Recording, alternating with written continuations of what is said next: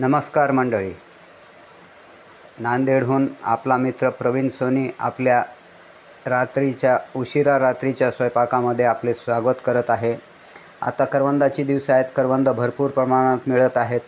तर फक्त करवंदाला करवंद म्हणून विकलं तर शेतकऱ्याला कमी भाव मिळतो, पण शेतकऱ्याने तेच जर मूल्यवर्धन करून त्याचे विविध पदार्थ बनवून विकले तर ते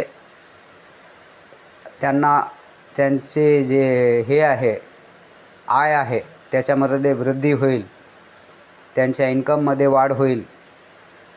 तर जसं आता बघा, करवंद 30 रुपये 40 रुपये किलो विकल्या जातं, पण तेच करवंदाचं लोणचं 650-600 रुपये किलो विकल्या जातं। तर आता जशी आपण आमचूर पावडर, कैरीची आमचूर पावडर बनवून घेतो, तशी ही मी करवंदाची पावडर बनवण्याचं घेतलेलं आहे।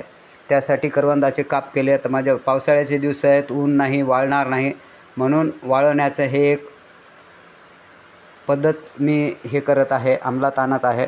एक मोठी लोखंडाची तवाई गरम करायला ठेवली, त्याच्यावर चाळणी ठेवली आणि त्याच्यावर बारीक काप केलेले करवंद पसरून ठेवलेले आहेत। थोड्या वेळाने हे वाळून जातील। आणि त्याच प्रकारे मी करवंदाच्या पन्याची पावडर करत आहे, प्रीमिक्स, शरबत प्रीमिक्स म्हणा किंवा पन्ना प्रीमिक्स म्हणा। तर मी थोडी 100 ग्राम करवंद, 100 ग्राम साखर, 1 चमचा मीठ, त्याच्यामध्ये थोडं काळं मीठ, 1 चमचा जिरे टाकून हे उकळून घेतलेले आहे। आता थोडंसं पल्प टाईप करून ह्याची एक पेस्ट बनवून त्या पेस्टला पण अशाच पद्धतीने वाळवून घेणार आहे व त्याची पावडर करणार आहे।